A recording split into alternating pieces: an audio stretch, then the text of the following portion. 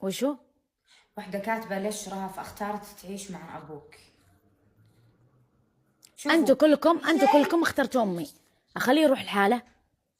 مو لا. عن تخلينا يروح الحالة، لا شوفي، هو يعني على المحبة نفسها. أنا أميل، مو إني ما أحب أبوي، لا، أحبهم الاثنين نفس الحب، فهمتي؟ بس إني أنا أميل لأمي أكثر، أنت تميلين لأبوي أكثر، فهمتي؟ يعني ما أنا شيء يا جماعه، يا جماعه، يا أحب جماعه، حبها لي، بقول أنت لكم شيء. تحبين حنية أبوي عليك، فهمتي؟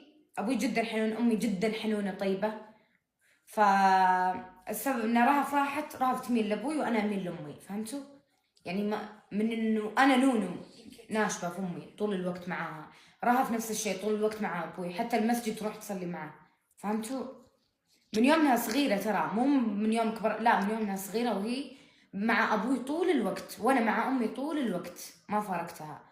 فهو من الصغر، طيب خليني اقول مو لك، خليني اللي اقول احنا اخترنا عشان خليني في حاجه. خليني اقول اتكلم. خليني يا اقول الله يا الله، يلا تكلمي. خليني اقول. انا اخواني كذا ما اختاروا ادري امي، نفس الشيء. اوكي؟ يوم ما انفصلوا اختاروا امي.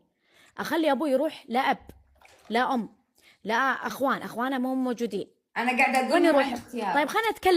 خلينا نتكلم. ايش تتوقعون؟ اخلي ابوي يروح لحاله، يقعد لحاله، يعيش لحاله؟ بيموت من الوحده. ليه؟